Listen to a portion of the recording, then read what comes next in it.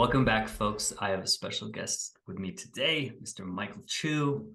Mike is a friend. He's a fellow front row dad. That's how we know each other. And I've had some pretty profound experiences with Mike in person at some of our front row dad retreats. That's part of what sparked this, and just wanting to record together, wanting to create some space here on the podcast. So I'm very grateful for that, Mike.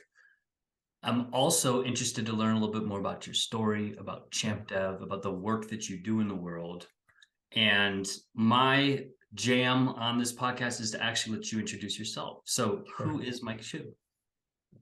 Well, I'm honored to be here. And I say that I think a lot of times when a guest might have an opportunity to introduce themselves, the natural thing to do is maybe talk about how awesome you are or all the achievements or all the accolades. But I actually feel really honored to be here because when I first stepped into the container that is Front Row Dads, I felt really insecure. You know, in a lot of my life growing up, there were times where I felt like I didn't fit in a lot, or I had my own running narrative about why I wasn't good enough or wouldn't be loved or didn't fit in. And so I felt really insecure showing up in that room and the mastermind that is Front Row Dads. And why I said I feel honored to be here is you were one of the first people that in many ways made me feel welcome. You know, whether it was conversations we had over lunch or side conversations or comments that we made near the water fountain at the the back of the room. And so to be here just to jam and to talk, yeah, I'm excited to be here. As far as who I am, I mean, shoot, there's a lot of different directions you can go there, but at the core of my story, I guess in a minute or two, Chinese, born in America, Chinese in a small town in New Jersey, 4,000 person population. And so going back to like feeling insecure and out of place, like, 360 person graduating class and maybe 5 to 10 Asian people in the class as an example. So there's that. As far as kind of what became foundational in my life afterwards, I started karate when I was 3. And that was one of the few places I felt like I really was great at something. I went on to win 10 plus national championships through my teens and early 20s. And that became a big part of what gave me confidence. I was an athlete, played basketball, et cetera. And then as far as like what I do, quote unquote, I think that phrase gets used a lot more just like referring to professional. I got introduced to the entrepreneurial sales world. Many people from the Cutco world. I got introduced there when I was in college. I was working at Pizza Hut trying to cover beer and gas money, and I never saw myself being entrepreneurial. Most of my family are teachers. This aunt, that aunt, this aunt, my mom, like teachers, through and through. And so the entrepreneurial side was not something that ever I thought came natural, but sales and entrepreneurship was actually the first thing professionally that really challenged me. School kind of came naturally at the time. And at that point, I'd been doing karate for 15 something years. And that came, pretty naturally at this point. Sales and entrepreneurship is the first thing that really, really, really challenged me. And I think for that reason, I kind of fell in love with it. And since then, I've been doing direct sales. Today, I run Champ Dev, which is an Inc. 5000 fastest growing company. We have 2 main branches: a peak performance cohort and coaching program for entrepreneurs and direct sales leaders. And then we also help people take their passion for health, fitness, personal growth, and move it online to launch a 6 or 7 figure business. Wow. Yeah. Dude, there's a lot in there. I will first, going back to what you shared, I appreciate those words. And you also struck me because we've had the opportunity to be at a few retreats together and had a couple intimate conversations, which I want to bring up. But you definitely struck me as someone who held space in the room without saying much. Our group is dynamic, and there are some men that hold space in the room with saying things, right? For sure. And so that caught me off guard. And I remember even when you shared it previously about the insecurity, that caught me off guard. So I think that the way that you carry yourself, you have this grace. And yeah, I'm reserving diving right into the water cooler story because we have something very interesting there that we will unpack. But I'm also fascinated by some of how you identified is that being an athlete, which is so cool, and coming from a family of educators, it initially piques my interest. What was their reaction to Mike going into this entrepreneurial world? Yeah, yeah. I mean, externally they were supportive, but I think also equally as just kind of confused, like Yeah. not really understanding the world. And when my dad passed, which we might touch on at some point during the conversation a year ago, I was grieving, and one of the first questions I asked my mom after I kind of did some of the initial grieving is I just said, "Did Dad ever really understand what I was doing with my life?" Sure. and her response was, honestly, no, not Right. really. But he was really proud of you.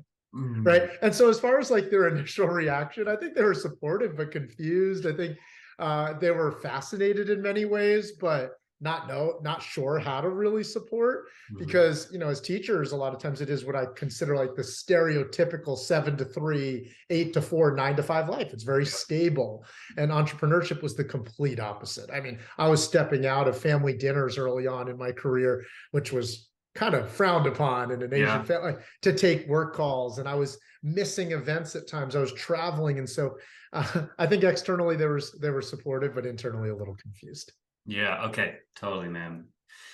That lands. Yeah. A somewhat similar of a story that I'm half Iranian and Persians. There is some understanding for entrepreneurial Yeah, like ism, but there's also that straight up like go to school, get the degree, and like just for that's just sure. what they know. And so For even sure. my dad, who is a bit entrepreneurial, I remember there were times where I made some decisions on my journey, which have a lot of roots in entrepreneurial efforts and endeavors where I could sense I caught him off guard, but because he kind of took that path, it was a little bit more Yeah. acceptable. Whereas my wife's family, it's a full, beautiful lineage of educators, and so Sure. just the wiring is very different. Sure. Yeah, for sure. So sales background, entrepreneurial driven. Let's talk a little bit more about Champ Dev so I can understand this work. Yeah. Because I think there's some connection here in terms of the educator, perhaps the archetype to teach, to educate, inspire. So how did Champ Dev evolve, or like where did that come? How did you get to where you are now? Yeah.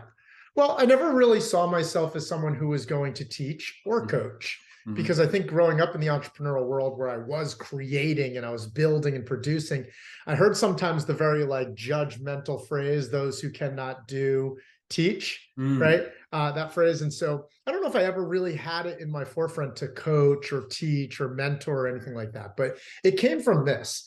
I had been in great shape most of my teens and early 20s. I was competing at a high level. After college, I chose to stay in the entrepreneurial world. I believe that I could stay in shape with all that I had known most of my life while growing this business. And that business was having me work at times. I was working 50, 60, Right. 70, Mm-hmm. 80, 5, 6, sometimes 7 days a week. And I found myself over the first 2, 3, 4 years realizing that the standard of which I held for myself as far as being in shape was starting to completely diminish. And so what did I do? I tried all the things that most people would do when they try and get back into shape. Get back into the gym, eat clean. Get back in the gym, eat clean. Then I went to the extreme of what diets do I need to do to eat clean? I did vegan, pescatarian, paleo. Which workout programs I do? I did P90X. I did this, I did that. And I tried all of them. But here's the crazy part.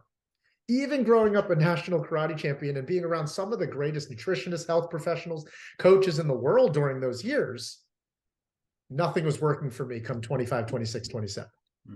Right? I find myself not in shape, and I started to question and started to just say things like, oh, that's just what happens when you get older. Sure. Like I just accepted the fact that you lower your standard around your own health. Late 20s, early 30s, I made a decision that wasn't going to be the case. And I went my own, kind of like on my own path to not want to teach it to other people one day, but I went on my own path to figure out, how do I run 7-figure organizations and build wealth and want to be financially successful in business and win with my health and not have to compromise one or the other. Because I think there's a lot of times the belief that one sacrifices the other. Sure. Yeah. And I've heard the quote, like, don't be the richest man in the graveyard. Mm. right? And so I went down a path to figure that out. And over the next couple of years, I got back into great shape, what I would consider better shape in my early 30s than when I was in my early 20s, Mm. like physique wise. And I grew up kind of a scrawny. I was 4'11" my freshman year of high school, just to give you an idea. So I was like short, scrawny. And so I never considered myself like well built or muscular or anything like that. And my early 30s, I found myself in the best shape of my life. I made a commitment to be in the best shape of my life for the rest of my life while still growing successful organizations. So that's the story that led to what Champ Dev originally started at. Then at a low point in my life, I found myself basically asking, how do I give back to the world at a higher level? I had a mentor in my first business who used to say, when you lack it, give it. And I felt like I was lacking purpose at that stage of my life. I felt myself lacking passion. I was Mm. feeling a little burnt out with direct sales in that part of my career. I was really unhappy in my personal life. I just like was really at a dark place in my life. And so from that place of feeling like I was lacking purpose and passion, I asked myself, how do I give back more to the world? And I put up a Facebook post because that's what all people do if they want to find purpose, right? I put up a Facebook post and I said, if I've ever impacted or inspired your life in any way, it would mean the world to me if you shared with me how. And this post got all this feedback, Mm. right? And that's what led to what the first program within our company, it's our signature program still today, the Health and Wealth Academy.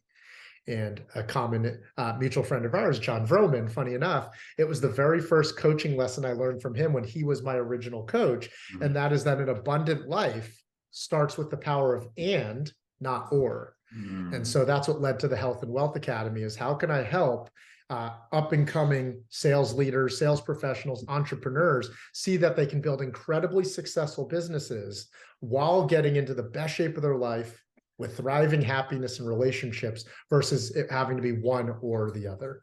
So that's how that started.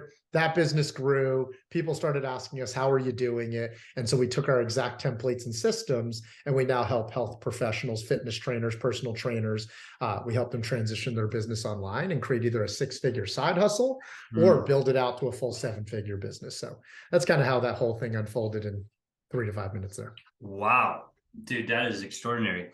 Yeah, because there's this, to reflect back, there is definitely examples of people who've mastered one or the other. Mm. I think that that's what makes your program, your coaching, the value very esoteric in a way, is that to Yeah. bring both of those together and to allow someone to do it without burning out or Yeah. extending themselves. Like there's an art to that, let Sure. alone a method and a system. So dude, that Yeah. is awesome. So if I'm hearing this correctly, you mentioned at the end how you definitely serve fitness professionals, entrepreneurs in that realm to help them structurally get better with their business. But then it also sounds like there's the counter side of that where you work with executives, high performers, say, hey, by the way, part of this peak performance is you and health and Yeah. wellness, right? Yeah. Yeah. Yeah. That's Yeah. So without a doubt, so there's 2 completely different business units within the company. Mhm. One is purely business consulting, Mhm. right? Which is very much the strategies and the systems and the Yep. actions and the accountability. And then the other, so I would call that more like B2B. And then there's the more B2C where we work with the CEO, we work with the executive, we work with the sales professional, realizing that, like John Maxwell would say, law 1 in the 21-year field of the laws of leadership, the law of the lid, right? That you as the leader are oftentimes the lid in how much your business is expanding or not Sure. expanding or growing. And so we address what's going on with you personally, beliefs, health, fitness, energy, confidence, and even the emotional side as well. Wow. Amazing, dude. Okay, so knowing that, got a little about your story. We understand all these amazing things that you're doing today, the Champ Dev and other parts of your life. One of the big questions that I want to bring to the conversation is, where are you creating space right now? And when and because the word space gets used so often, Mhm. I just want to clarify language. How do you mean? Like what specifically are you asking? How are Mm, you using the word space for this context of this conversation? great reframe. So where we're going to go with that is that what does that word mean to you at a deep level? Yeah, to me it means to me when I hear that word, the reason why I wanted to clarify is it could go 2 different directions. To me, professionally, when I hear space, I think a little bit more like what's in focus for you? Sure. What are you giving energy to? Mhm. What are you prioritizing time, energy, and space for? And then the second way I hear the word space is very much in human connection, Mhm. right? And allowing a space for another human being to feel fully seen, welcomed, accepted for all that they are and all that they're not, right? For their imperfections and their perfections, for their strengths and their weaknesses. And so to me, when I hear the word space, I hear it kind of on a personal realm with human connection. Then I hear it on the professional realm with where we're giving prioritized focus and energy. I love that. I don't even know if you need to answer further because that is such a cool art. It's just a really healthy way to bring more context to the word, which I love because it does. It's actually the reason I chose the word is that in my life, that word didn't mean anything until it meant everything. Hmm. So I was just, not, I don't want to get deep into my story, but not until a few years ago did I really start honoring that word. And now Yeah. I'm all about it. Like, which is why I asked, Sure. where are you creating space? And where do you need space, etc. So I think that this really healthy dichotomy is a beautiful way to look at it Yeah. from the connection, the relationships, or this other sort of Professional focus.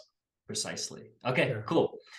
So we need to get to some of the meat here Sure. because since I promised it, I'm gonna give a little bit of context to this story, and then we're gonna see where it goes. Because in some ways, you and I, this is a perfect opportunity to actually talk or evolve the next chapter of this story. So let's back early last year. Mike and I are at a retreat in Nashville in the Front Row Dads community, and we have this really, really profound breathwork experience. At least it was very profound for me. Yeah. And to summarize it, I did a separate podcast about this, which gives some details, but to really summarize it, as I got into the experience, it became very visual, very spiritual. And almost a climax of my experience was being at my funeral. Hmm. And amongst other things, it allowed me to really feel through some emotions that were buried. And I mean, coming out of that, there was this lightness, there was some confusion, there was all types of things, but I definitely felt a shift.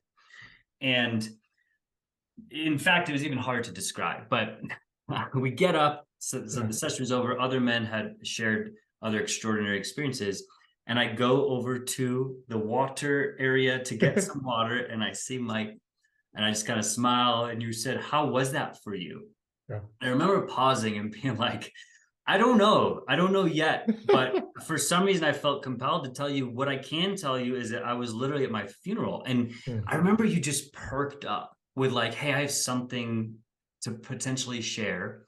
Your body language shifted and you started asking intentional questions. The first one was, "How old were you at your funeral?" And I was like, "Oh, I was my age." And everyone there seemed to be present age. And you offered this really intriguing insight where we started discussing how this can be a metaphor or even a symbol, a representation of putting an identity to rest. Yeah. Grieving a version of ourselves. So go with that. Tell as if you were re-explaining it to me or just dropping whatever you know about that. Tell a little bit more about that for Yeah. our audience. So for so long, I thought personal growth was all in the head. Mm-hmm. And I still love a lot of that personal growth stuff, right? Reading books or going to, I've done things like Landmark or Tony Robbins conference. I still love that. Mm-hmm. But for so long, personal growth to me was stuff that was happening in my head. I understood concepts and I could think about things and I could be a strategist. But there was a disconnect between what was going on in my head and what was going on in my heart, Yep. right? Like who I had developed as emotionally was probably an 8-year-old, even though I was a 28-year-old or a 48-year-old, right?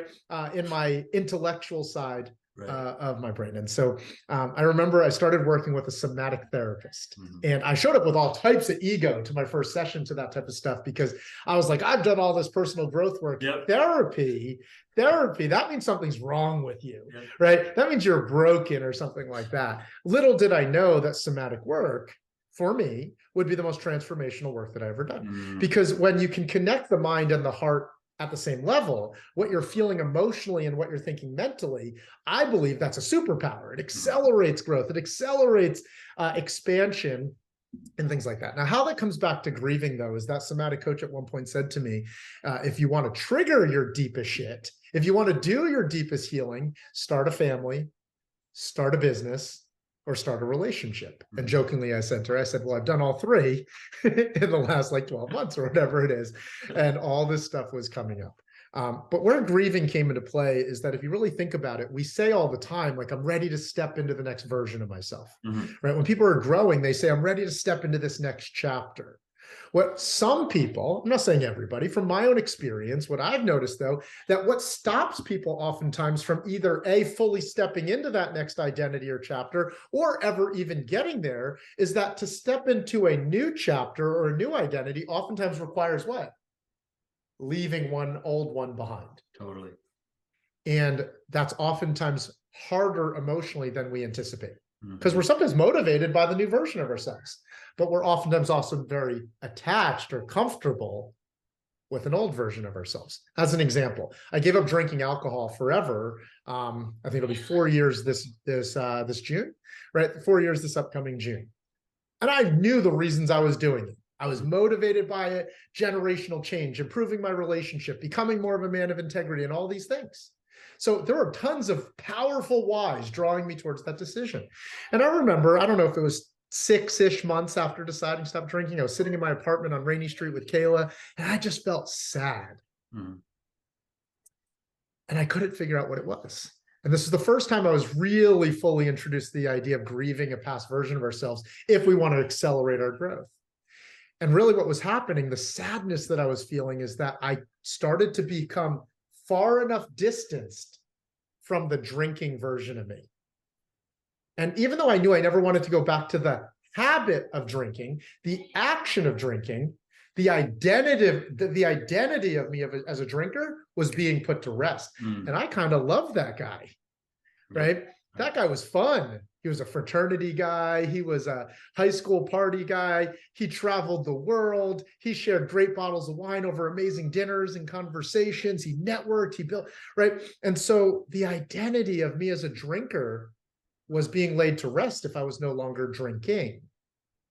And that was the first time I was really exposed to the idea of the fact that sometimes as we're growing, we're shedding layers of ourselves. And sometimes that will be met with grieving, because you really are, in many ways, putting an identity, a chapter, to rest. It also could be said similar, like, we love being a parent, right? That's how you and I connected, through front row dad. So we could love being a parent, but in the same breath, we could also have days and moments where we feel really sad, right? Because we're grieving possibly what? The single, free, spontaneous version of ourselves. That doesn't mean we don't love being a parent, but sometimes that does mean we are allowed to hold space for the grieving and the sadness of that version of ourselves. And so to kind of close out this initial point, I think the old version of me would have ignored that, like, oh, toughen up, or like, shut up, what are you crying about, right? But coming back to the whole concept of holding space, as an example, it's like, if my dad had just passed and someone said, suck it up, right?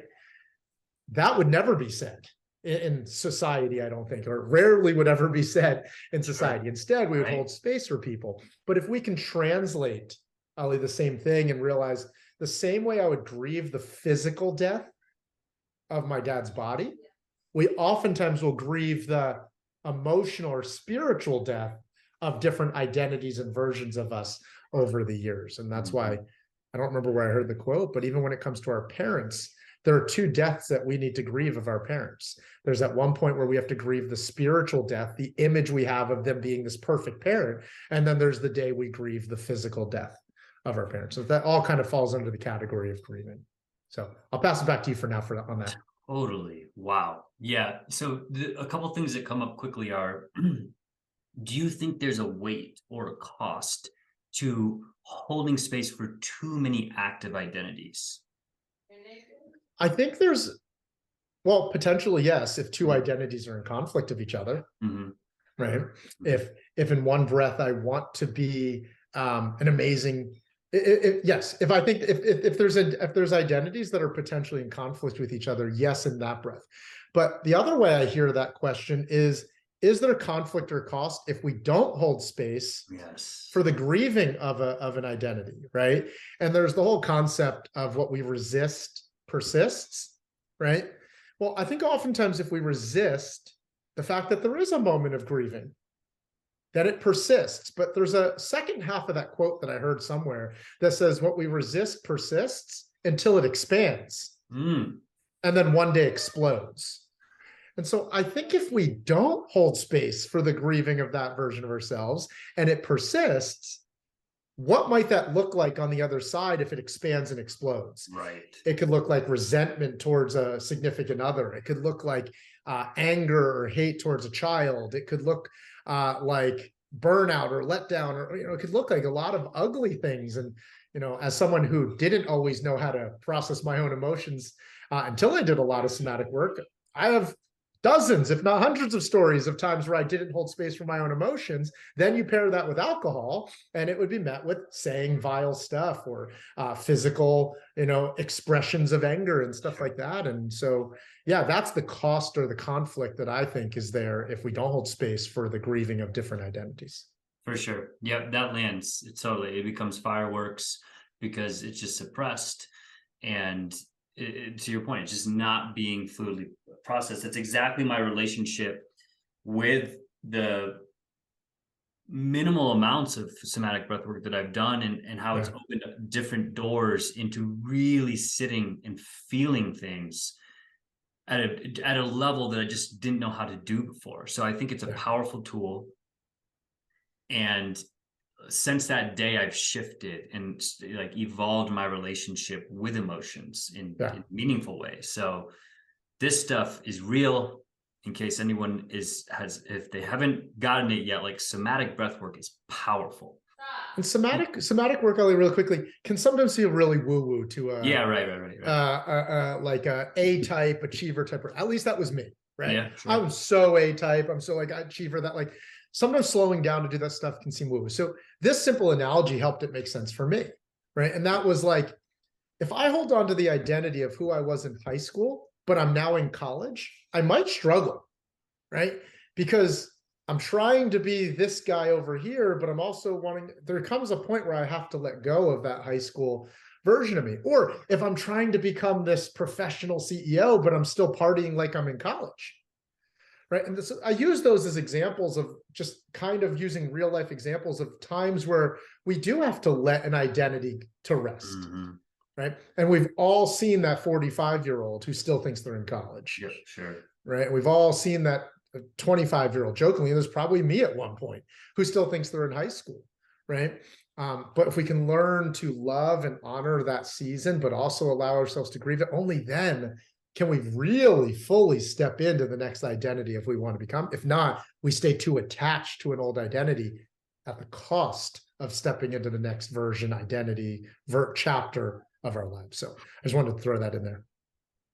Oh man, this stuff is powerful. Like as you're saying that, like I'm having some introspective realizations, but I have to pause because otherwise it's going to turn into you coaching me. So sure.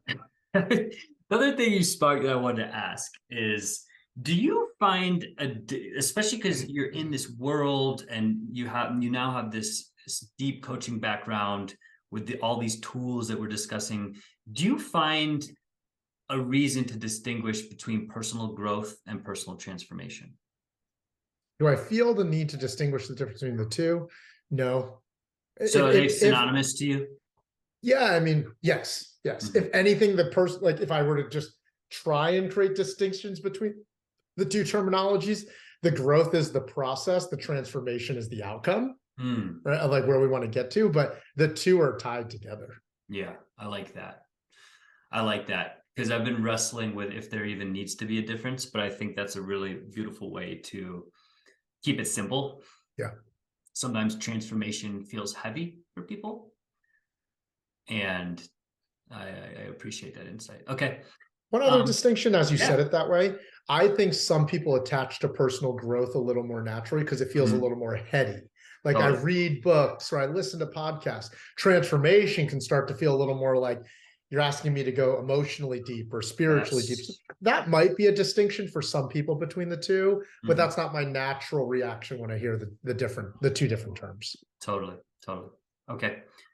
I have one other big question or topic for us to get to, and that relates to the most recent conversation we had. So Yeah. Yeah. back in October, we're having lunch together. Actually, and that's right after I saw you put on a show for kickboxing in our fitness session. So clearly, Yeah. the karate history was displayed. But Sure. we started talking about, you have a really cool story about your father, which I'm not sure if we'll have time to get fully into, but we got into this world of trauma and energy, which is so in focus for me right now. And you started sharing a bit about your relationship or some of your experience navigating, like, feeling, this is my how I filtered it, and I'll let you correct it, but feeling your father's energy, who is now passed. And I just remember as we were talking about this, like the student in me was like, what? Hyper focused, hyper intrigued.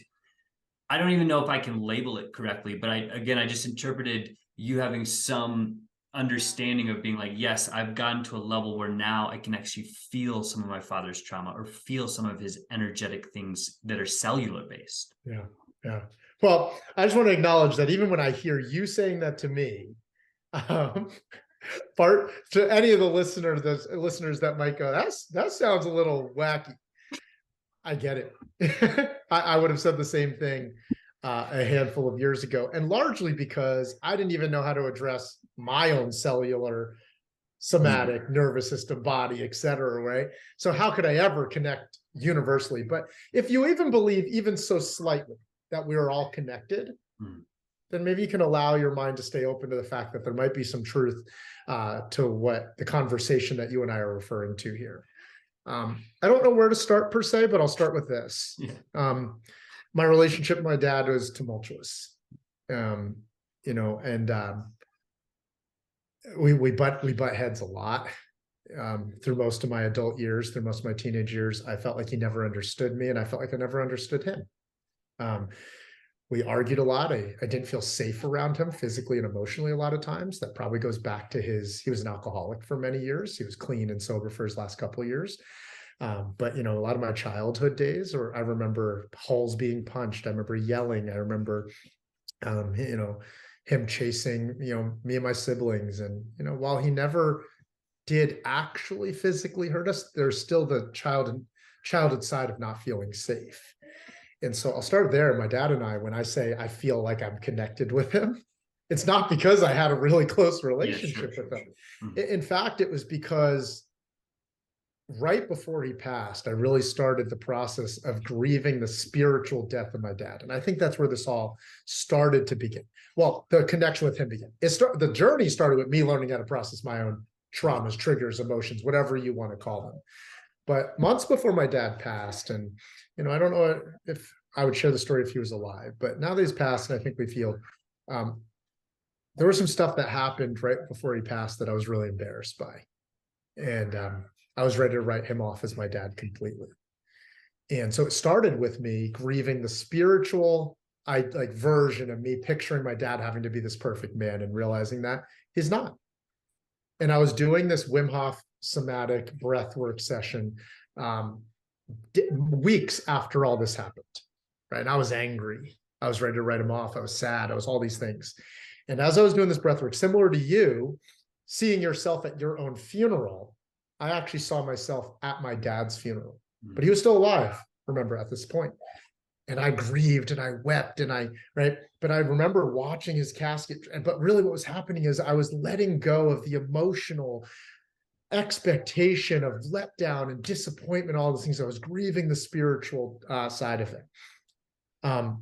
Little did I know, 90 days later, I would also be grieving the physical death of my dad. I do believe that grieving the spiritual side made the grieving of my dad physically, I don't want to say easier, but more heart-centered, more heartfelt. And I was able to really grieve in a healthy way because I had already let go of a lot of the anger and the spiritual side to all of that. And so that's kind of what happened there. But the two things that I think there's two directions I could take that I think you're referring to. As I started to grieve my dad's physical death now, and the more times I would be processing my own emotions. To give you an example, I remember I was in the hotel room about to go give a talk on stage, and I was feeling anxious and I was feeling nervous and everything like that. And so I got on a call with my somatic coach and we were processing. And most of my life as an oldest son of an Asian family, right, was very much make my parents proud. Mm-hmm. But I always questioned if I was actually making them proud, which then manifested into, am I good enough and all this stuff. Sure. And here I am processing anxiety and doubt and fear. And when I got to the other side was I still so badly wanted to know if I was good enough. I still so badly wanted to know if I was making my dad proud. And with my eyes closed as I was feeling through this, I felt like I felt two hands land on my back. Mm. And whenever I process emotions, I always feel it on the front of my body. It's always deep in the pain of my heart and in my gut. And all of a sudden I felt tingling on my back and I felt two hands. And I remember my coach at the time, my coach still today, but at the time of that call, she said, Mike, do you believe that the afterlife can cross over? Because she didn't want to just start saying what she thought was happening. Yeah, right, if I didn't even believe it, right? And I said, sure, I think it's possible. And she said, I think your dad's in the room. It's wild. My eyes closed. I said, no, those are my dad's hands. And I suddenly saw this flash through my mind. I saw all these moments where at the time, you ever see like movies where there's the first set of the scenes of the movie and then they replay those same scenes later on in the movie, but they show it from a different angle. Right. And it's like, oh, I didn't even see that was right. It was like that was happening in my own life. And there were all these moments, basketball tournaments, school, karate, etc., right? That at the time I was like, is my dad proud of me? And I saw this flashback of like every moment of my life, my dad standing there so proud.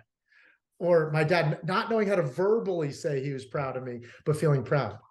And in that moment, his hands were on my back and he said, son, I'm already proud of you. And all this anxiety of having to go perform on stage went away because I was no longer trying to prove anything. Mm-hmm. And I could just step on stage and serve and have fun.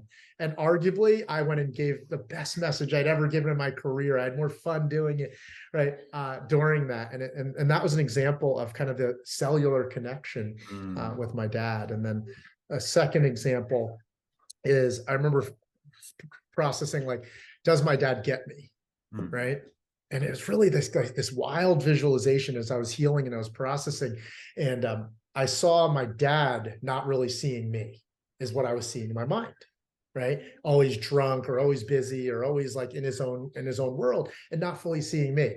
And then it's like I zoomed out and I saw his dad, my grandfather, not seeing him. Mm-hmm. Yep. And funny enough, by doing that, I was able to compassionately feel where his pains came from. Him always wanting his dad to love him. And it felt like I was healing like at least the way I felt it and saw it in my mind was happening. It felt like I was healing generational like pain and trauma, right, whatever you want to call it, of being an Asian man, not allowed to feel your feelings and not feeling like you're good enough by seeing my dad and then seeing his dad and then seeing his dad. And then standing there and processing. I processed the trauma for all 4 generations at the same time. And I yelled and I grieved and I had all these things. But those are just some examples. I could probably tell 3 to 5 other stories, but those are just some examples of kind of what unfolds when you do this type of work. You learn to love those around you more deeply. And most importantly, I learned to love myself more deeply. And you use the word space a handful of times here. I think it's hard to hold space for love for others when we haven't fully held space to love ourselves fully. And that's one of the biggest lessons I've learned while doing trauma healing, reparenting, and somatic work.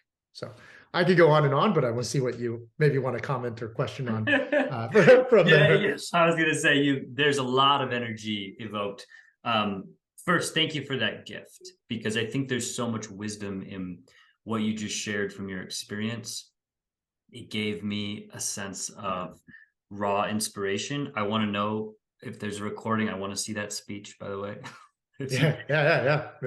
And you totally finished the convo we started at lunch, where not only did this just land in a way where I'm like, holy cow, that is exactly the it fulfilled my curiosity, but I have that it lands for me. In other words, Yeah. I've been doing my work, I've been relating it to my father, and then using the lineage. Like, there's been moments where now I feel like, oh, I was actually feeling something beyond myself, having a grandfather who grew up without a dad, etc. Yeah. So that type of insight is extraordinary, man. Thank you. This feels so complete already, and I also want to honor the clock that Yeah.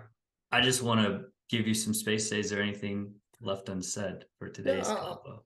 I'll just say this, because I just shared examples of healing at like a high and really deep level.